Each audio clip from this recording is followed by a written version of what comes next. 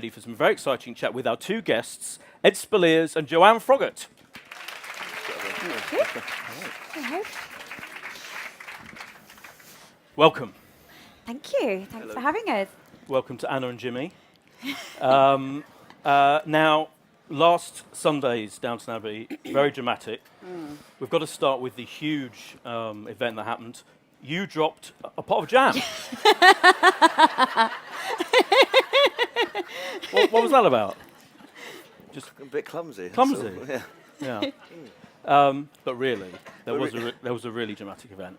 And obviously I have to ask you about that, Joanne, because it's accidental timing that we've done this event and it's a few days after the most dramatic storyline you've ever done, obviously. It is purely accidental, actually, because I did this with you last year. Yes. As well. So but it's good timing because it's good to be able to talk about the storyline that's just broken and discuss that. So yeah. So my first question about that is, when you were first told that this was going to happen, what was your reaction? Well, I actually went to see Gareth Neiman, our exec producer, because I was being very nosy about what storylines I would have in season 4. And this was about a week before we got the scripts. And I said, Gareth, I can't wait. I want to know what I do. And he was like, I'd really rather you read it in the script because it's really fantastic. And I said, well, if it is really fantastic, I really want to know what it is. So he said, OK, well, I'll tell you. And he told me, and I think my jaw actually did drop open. I thought, wow, I really wasn't expecting that.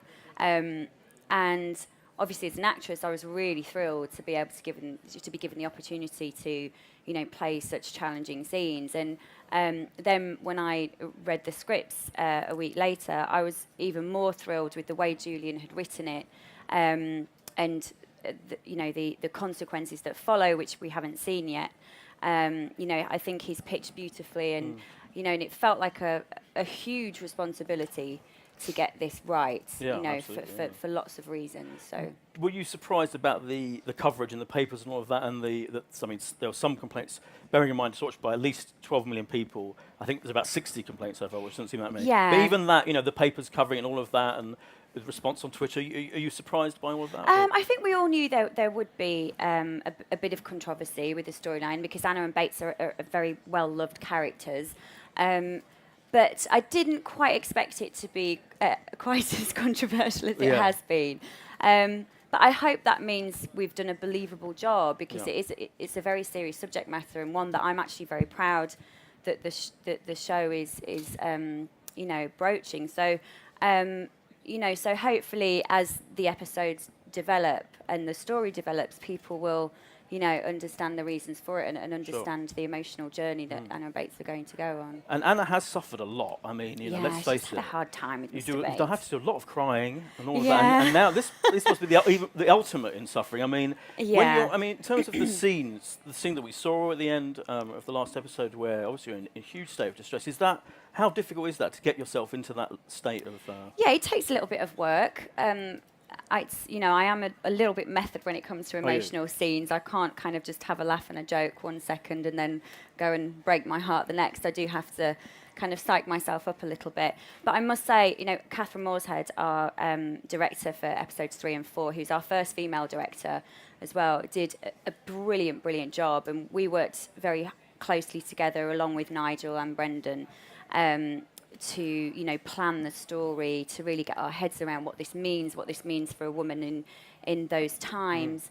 And so I felt incredibly supported on set, by the cast and especially by our crew, actually, who were incredibly respectful and, really, as I say, supported me and did a brilliant job with me. So, it felt like a real team effort. Yeah. And Ed, just to bring you in, I mean, I think a lot of people have been saying, that Downton is cosy viewing and, they love, it's kind of escapist in a way. But it's always dealt with issues, doesn't it? It's always dealt with, there was, second series, there's a lot of stuff in the First World War and there's death. And so were you surprised when you knew this was coming? What was your reaction to it? I think it's a testament to Julian and the show to be brave and to to put this kind of subject matter out there, but I think it's an important story to be told because it's still very relevant today.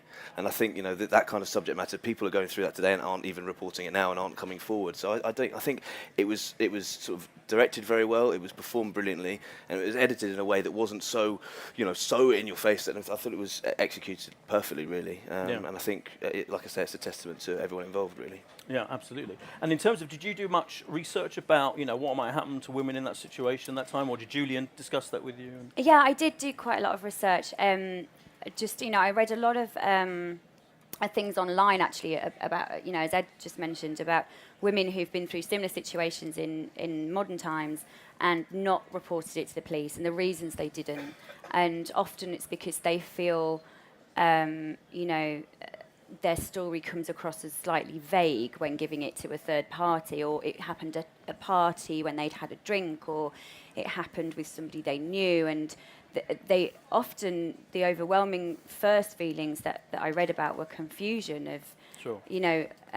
This mixture of emotions, and did I ask for this, or and that's in this day and age. So to take that, nearly 100 years previously to a woman, in the early part of the previous century, I had to get my head around that, and that was very important as well. And Alistair Bruce, our historical advisor, was very good at talking me through that and saying, what I needed to keep in my head was that for a woman in that time, in the early 1920s and previously, really all she had was her reputation, her career possibly, and her family. So if she loses her reputation, she loses everything and brings shame upon the house she works in. She loses her job.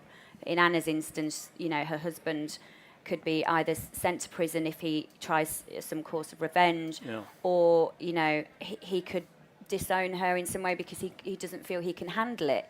And we God, were I still. hope all these things don't happen. Well, I'll have to wait and see. Oh, I can't take it. But yes, I mean, still in we're in that age where women didn't have a lot of rights, and men were the superior beings. They were that's how they were seen by society, and even other women within the local village would have gone, would have had the view of, oh well, she must have done something to bring that on, or there's no smoke without fire. So it's very shocking actually when you think of that. So that was important for me to get my head around, for the reasons why she feels she really cannot tell anybody about this, because it brings such shame on her. That's how she feels. Hopefully in this day and age we know that's not the case, but but back then. Well, we've got a clip, I think, of the next episode to see some of, because I guess some people are jumping in and talking about what they feel about the storyline now, but I guess the aftermath is in a way the really important bit, and we've got a clip now to see some of that from the next episode. So let's have a look.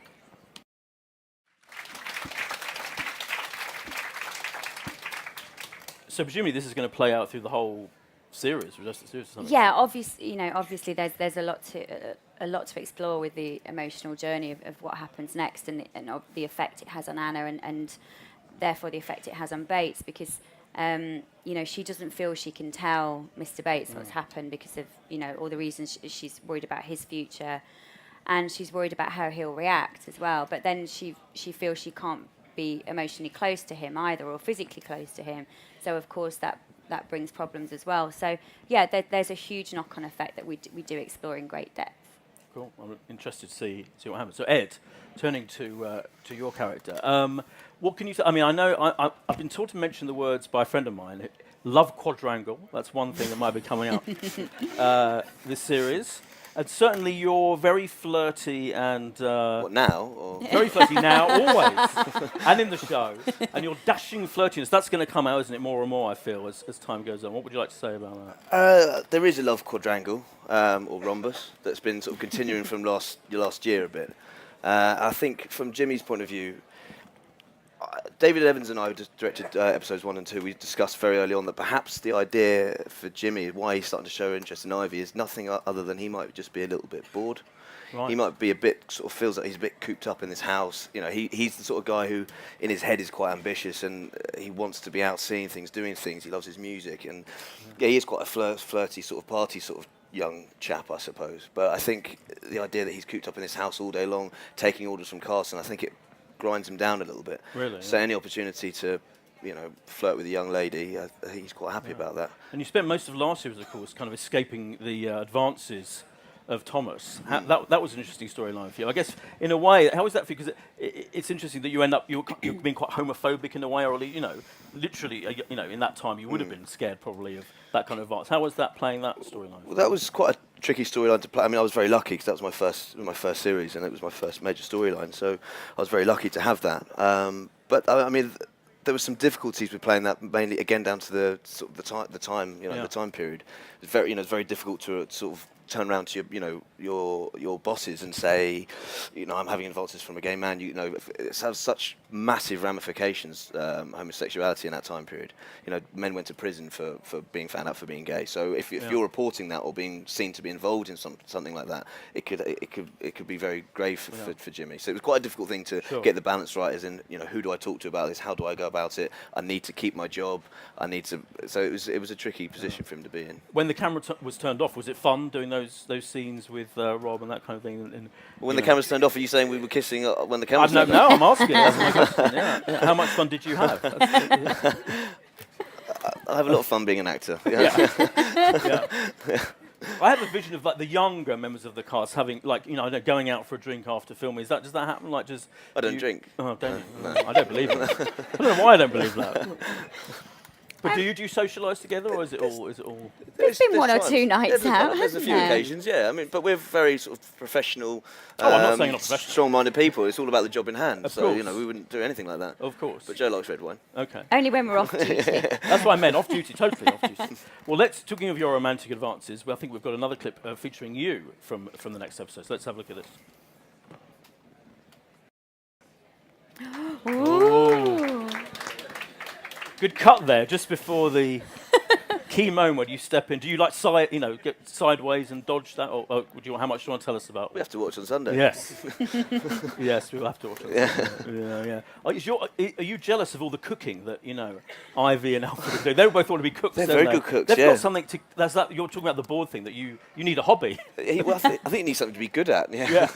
I mean, I think there is an element of jealousy involved with Alfred. Certainly, Alfred is aspiring to do certain things, and I think Jimmy finds that quite frustrating itself.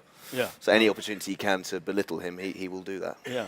Going back to when you were first cast in the role, joining this, by then it was already a huge phenomenon. How was it when you first arrived, kind of in this world of all these other actors in such a massive show? It was intimidating because, like you say, it had established itself so well both here and across the pond. But I mean, you're working with really lovely people all the time, and people do bring you in. But I think it's important in any job you go into. You've got to have an element of pressure on your shoulders, otherwise you don't take it seriously enough.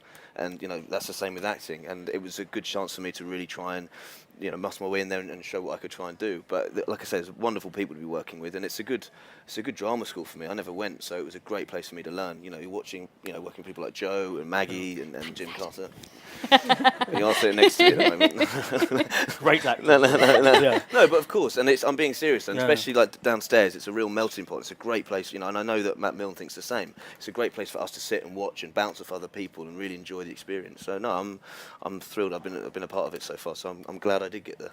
And I think it's safe to say that you are a big sex symbol on the show. How do you react to that? He's the James Dean. He is the James. Downton Abbey. Thank you. You are the James Dean. That's it now. James Dean of Downton Abbey forever. How does that feel to be the object of our lust? Is that going too far? Sorry. Is that going too far? I would like to comment on that. I feel you're interrupting something at the moment, Joe.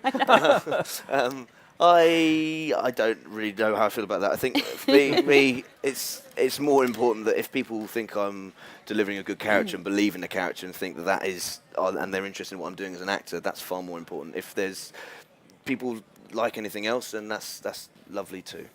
It's a bonus. One more thing about you is, I was saying to you before, I was watching Sky movies the other day and stumbled across a film you were in called Love Bites, which features extensive nudity, Ed. Do you remember? It's not that kind of movie. Well, I'm just saying. Just putting it out there. I had to run around a lot with my backside out around the streets of Glasgow in November a couple of years ago. Yeah. Happy to do that? Was it well, worth I'm it? doing Downton now as a result, so there you go. So, yeah. I didn't get my bum out for no reason. No. No. Downton doesn't have many gratuitous nude scenes, does it? Is it something you kind None. of none? Yeah. No, effectively none. No. But there's been some raunchy moments in the past. There's a lot of sort of suggestiveness, which I think is sort of more intelligent sometimes. Right. Now, when this is a question for both of you. So I'm going to pass it open to you guys to be thinking of any questions you have for our two guests here. But do you? There's so many characters now. There's new characters brought in every series. Do you both get the scripts? How does it work? Do you get the scripts and you're looking for what happens to you? I mean, you talked about how your particular role, your particular storyline this year, you were told what's happening. But do you look at the scripts thinking, right, what's happening to me? Or do you just read the whole thing and think, oh, this is how the series is going? I mean, a bit of both. I think it's you read everything because you're part of this thing. You want to know how every episode pans out, how the series pans out, what's happening to other characters, how that's relevant to your character. But obviously you do, I mean, quite often I have a quick flick through, all right, he's doing that, okay, and then I go back to the beginning and read it all properly. And I think, but you want to know the stories. It's important that you get a real sense of everything that is happening to everybody else, because it is the upstairs doesn't work without the downstairs and vice versa. It's a proper mechanism that's always moving, and people do bounce off each other and stories fall into other people's stories. It's really, really important to be acutely aware of what else is going on, I think. Is it hard to keep a secret what's happening? Because I mean, your storyline on Sunday, I know the press, we weren't shown it, we weren't allowed to watch it. Normally every week we get to see it a few days in advance, but obviously we weren't allowed to. That kind of secret, a big thing that's happening to you, do you have to keep that secret from your family and friends and all of that? Pretty much. My husband knows about it because he helps me learn my lines. And if we get halfway through a scene, he'll kind of all of a sudden go, "Oh no, now I know what's going to happen. Oh no, is this what happens?" So, but I didn't even tell my parents. No, I'm so scared of being the one that lets something out that I really don't tell anybody at all. Yeah. Wow. So. But you just feel a responsibility. You don't want, people to find out before, because it does spoil things. It spoils stuff for the viewers, and it spoils it for us. And you want all the viewers and to get that reaction that we get when we get our scripts and we open them and go, oh my goodness, such and such is happening. And that's part of the drama and part of the fun of it. So what's the reaction from your parents from recent episodes? Well, all my family have been quite distraught on Sunday night. Yeah, bless. I had lots of calls. I had to ring round and go, "I'm fine, everything's fine." But yeah, no, they were obviously pleased with me, but yeah, quite surprised. And I did give them a little warning of tonight's episode may not be particularly nice viewing. Yeah. But none of them second guessed what that would be. No, so they were a little shocked. I bet, yeah, absolutely. And in terms of what's coming up, and in terms of how big the show has become, Ed, what is it like being in a show? It's watched by at least 12 million people. It's basically the biggest show on TV these days. I mean, it includes X Factor and all of that. So how do people deal with you and talk on the street and all of that? Do you get treated differently? No, I don't feel I get treated particularly differently. I mean, people are always pretty nasty to me, so I mean, no. I don't feel there's a massive change. I mean, I've noticed a change. I've just been in America recently, and it's quite overwhelming how the casting directors are with you there. They ask you about 100 questions about Downton Abbey rather than actually asking about anything else to do with you. It's all about Downton Abbey, and they're asking me questions about characters I can't even answer. So about what Mrs. Patmore's cooking right now, and I haven't got that answer, so I have to say to them. Right. But no, I mean, it's amazing to be part of something like this, and long may it continue. Because it is huge in America, isn't it? Yeah, you keep saying that. Yeah, stop putting the pressure on. Sorry, what? Sorry, no pressure. But so, do you think it could be the starting point of big things out there? Would you like to do stuff out there, Hollywood? I think any actor would be lying if they didn't admit to saying they'd like to do things in America, because there is a lot of work out there, and there's a I mean, Los Angeles is a city that's dedicated to making movies and television. So of course I'd love to have that opportunity, but I'm perfectly happy working away at the moment, and if that comes my way, then I'll be an even luckier person. Absolutely. Well, I'm sure there are loads of questions from the audience, so I'm going to. I think there's some roving mics. So if you do have a question, the mic will come to you, and we'll get to you. There's a lady just back there. Hi.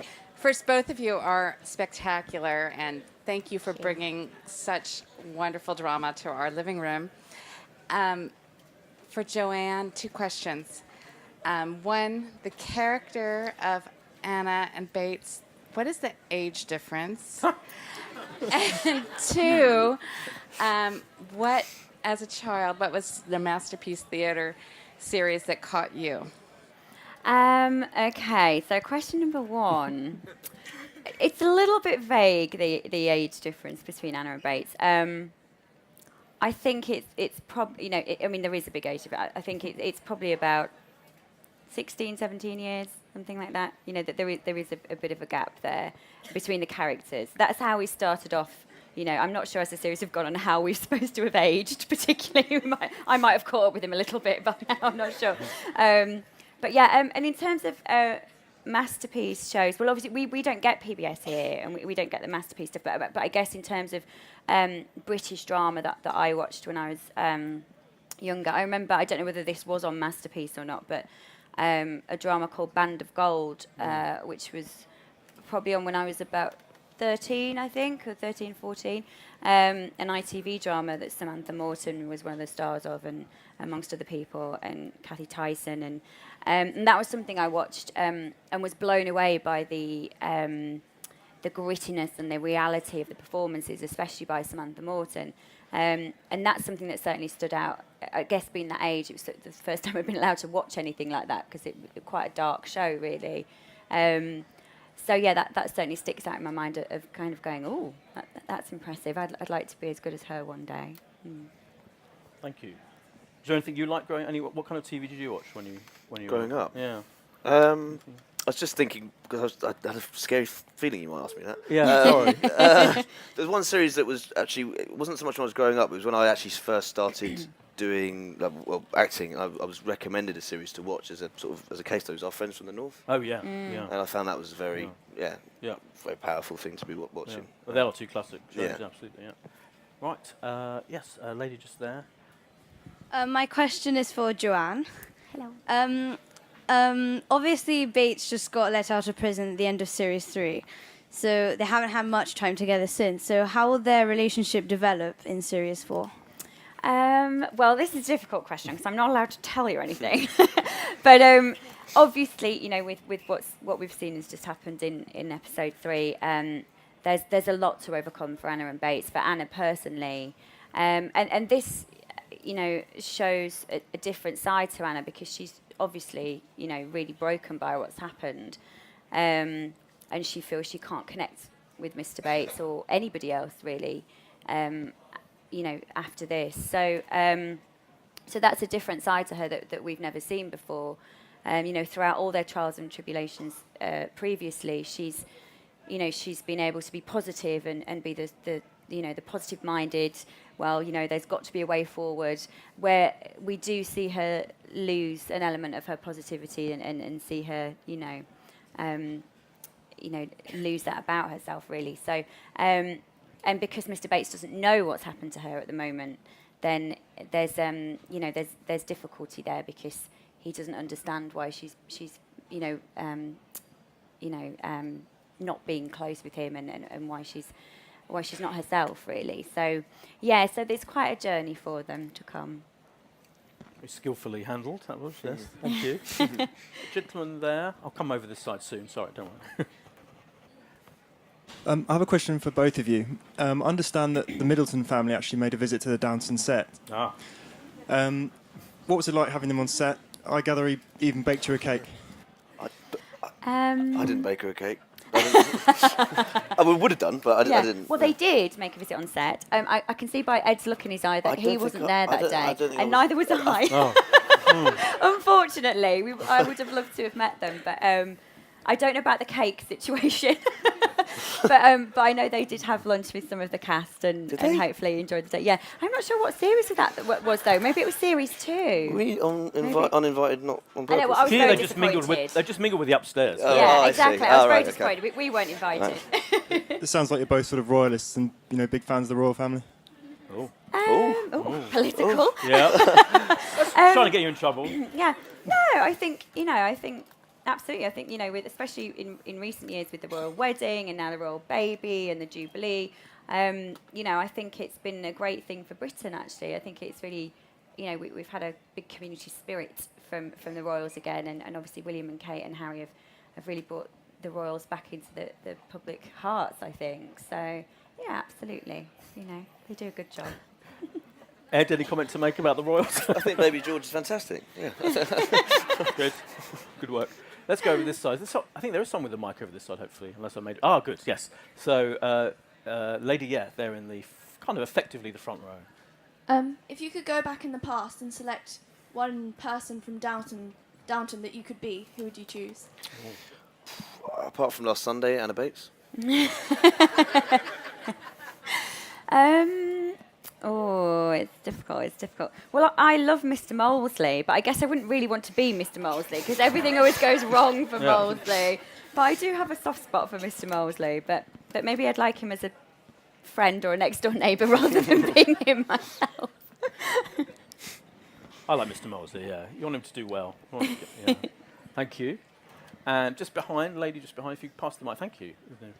Hello, this is for Joanne. Show my age here, but I remember you from Coronation Street. Oh, yeah. Time ago. So obviously, a lot of people do kind of think that being in a soap is kind of, not as prestigious as being in sort of what you're doing now in Downton. But how do you think being in a soap has helped in terms of doing something like Downton, in terms of the turnaround and in terms of the sort of acting chops that you get? Because obviously, Nigel Harman was there last week as well in Downton. Yeah, absolutely. Well, for me, certainly, because I was in Coronation Street when I was 16, and I'm a little bit older than that now.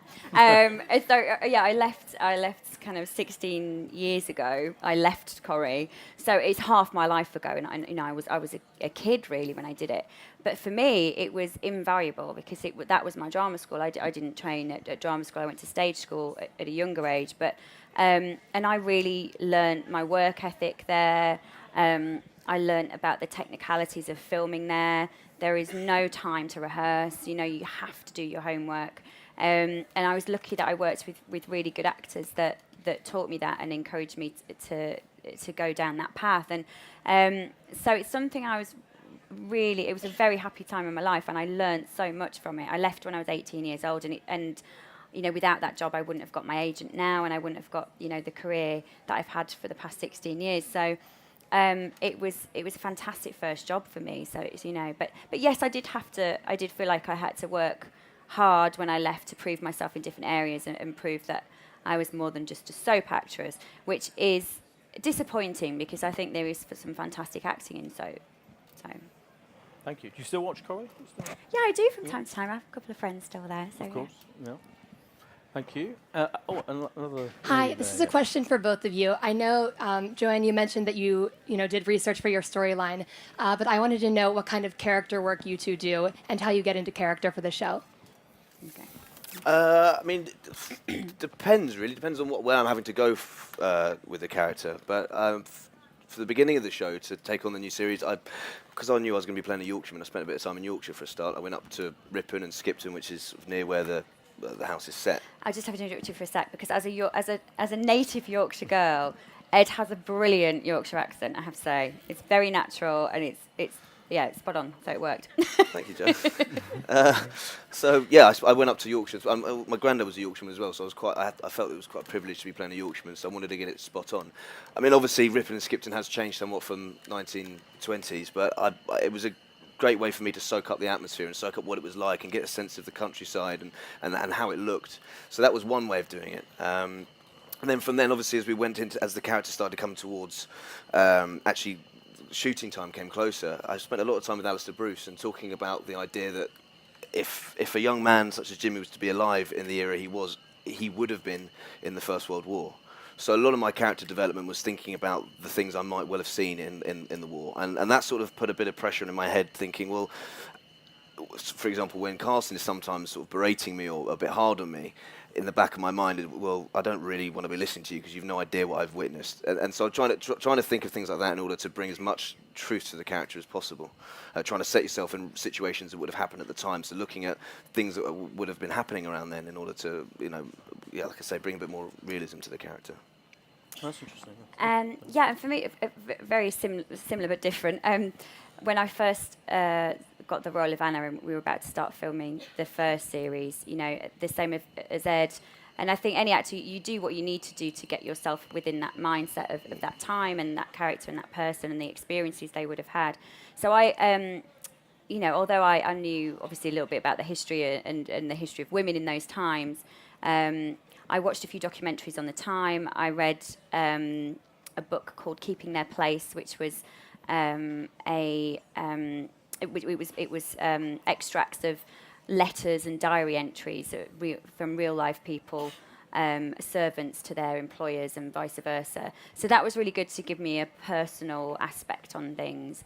And for me, being a female, it was really important to remember as a woman where we were in those times as well, and the rights that we take for granted today that we didn't have, because at the time we started Series 1 of Downton, women didn't have the vote, and even though that's just 100 years ago, or thereabouts, I found that quite surprising every day. The more I found out, I thought, goodness me, I keep forgetting that, how far we've come in 100 years. And believe it or not, I actually had a couple of accent lessons to do a Yorkshire accent, even though that is my real accent, because they wanted it to be very period. So really? when they said, we're going to send you for an accent lesson, I thought, I think I'll get this one. I think I'll be okay with this. But actually, that was very helpful. How different was the accent then, though? Was it more kind of... It was more kind of, dotting the I's, crossing the T's. You pronounce your T's, you pronounce your H's, which are often a bit dropped. more refined, I suppose. Yeah, more precise. Yeah. The speech was a lot slower, to go with the pace of life. Maybe not for the servants, I guess. But so that was interesting to research as well. Right. At the front, yes. So we have a question from a follower of the Downton Abbey Twitter page. Excellent. Which is, what were your first impressions of each other? Oh. Very good. I don't know. Ed, you go first. What would your first impressions be if you were sitting next to Joe? I mean, fantastic, amazing. The same. I can't even remember the first time. Was it in the servants' hall? Thanks, Joe. No, I think probably first impressions. It was the first servants. Yeah, it was the same. I don't know what your first impressions of the servants' hall were, but in the servants' hall we can get quite raucous sometimes. So if anybody new comes in, it's quite exciting. We're like eagles rounded up. Yeah. We're like, oh, hello. So hopefully we were very welcoming, and we're always excited. I was excited to go dancing with you this year. Yeah, we had a little dance this year. That was fun. Yeah, I enjoyed that. I enjoyed that too. That was good. We enjoyed that. Yeah, that's very good. Thank you. Oh yes. Just a few paces along. It's been touched on already, but as you said, there's been a handful of complaints. Do you think they obviously want Downton to be quite tame and quite friendly on a Sunday night, and obviously it was quite dramatic the other night and quite horrible to watch. Do you think they've got any sort of point, or do you think it's definitely the Downton's place to sort of throw a curveball that's a bit dramatic? Well, everybody's entitled to their own opinion, and everybody expects different things from a show or from every experience. So. But ultimately, Downton Abbey is a drama, and it's on after the watershed. It's on at 9:00, and I feel certainly that we didn't show anything gratuitous, or we didn't really show anything, which was very much Julian's, definite, wish that we would not depict that kind of violence against a woman on screen. He wanted to tackle the issue, but without, being gratuitous about it. So. I don't know how many complaints we get every week, but I think we've done quite well to get only 60 out of 9.5 million views that we've seen it so far. So, obviously, as I say, everyone's entitled to their own opinion, but I feel quite proud that I think we've handled it in the right way. Thank you. Time for a couple more questions. Let me think. Just want to make sure that it's not too different for the mic, but there's a lady there, and I will try and go one from behind the barrier. So, yes. Hi, this is a question for both of you. What's it like working with Maggie Smith? I love it. Yeah, I mean, I'm you quite. Probably get more to yeah, do I mean, I don't have. Actually, I've had dialogue with her before. I think. Have I? No, I don't know. Anyway, I'm quite privileged because I get the crossover. So I'm spending a lot of time downstairs, but I spend a lot of time upstairs. And actually, the beauty of me being upstairs is, although I don't really have a lot to say, I get to watch people act. It's amazing. So I get to stand in the background and watch. So Maggie Smith's having a close-up, and I'm just watching. I hope she never catches me, because I look like I'm perving on her, and I'm not. I just think I just think she's amazing to watch, and she's so on it. She's so on every time that camera's on her. She gives the minutest details, and that's what brings that character to life that you will see and adore. Is the tiny things that she does. and it's all very subtle, but her timing is impeccable. And I've got so much admiration for her, for a lady of not that, of a great age who has been able to achieve so much and still deliver day in, day out, and work 6 months of a year with us. In those costumes, in that hair and everything, I think it's a real testament to anyone who can do that. I'd be a very, very happy man if I could go on as long as she could, doing it the way she has. Yeah, very, very similarly to Ed. I mean, I don't get many scenes with Maggie at all. In fact, I think Maggie's spoken to me once in the whole 4 series, and I didn't reply. So unfortunately, I don't get to spend a lot of time with Maggie. But as Ed says, when we do the scenes where we're all together, I love those days because I get to do the same thing. I get to watch Maggie and Penelope, and on days where we had Shirley MacLaine in, I was lucky enough to see Shirley and Maggie do a scene together. The first series she was there, and that was a really special moment. And I love watching Maggie and Penelope scenes together because, as Ed said again, it's both their performances are always so detailed, and it is like watching a masterclass, which is, I feel very privileged to be able to do that. So, thank you. And let's go to that lady just behind the barrier, very patiently waiting. Sorry, I'm a little short, so that was a bit of a reach. This is a kind of a question for both of you, and it goes with the last one. Who on set are you most just in awe of being able to work with, and who's the most fun to work with? You can answer that one. Well, I'm the most fun. No. No. The most fun to work with. We've got a few fun ones, actually, haven't we? Yeah, there's quite a few. I'd say, Brendan Coyle is certainly one. Siobhan Finneran, who unfortunately, and Rob James Collier. Yeah, you were a lot of fun. Am I? Yeah. Oh, good, thanks, Ed. Yeah, I'm Ed, of course. No, you had to say it because I said that. Yeah. But no, we do have a lot of fun in the servants' hall, don't we? Yes, there's a lot of banter. But those three are really bounce off each other, and it was really fun when the three of those were together.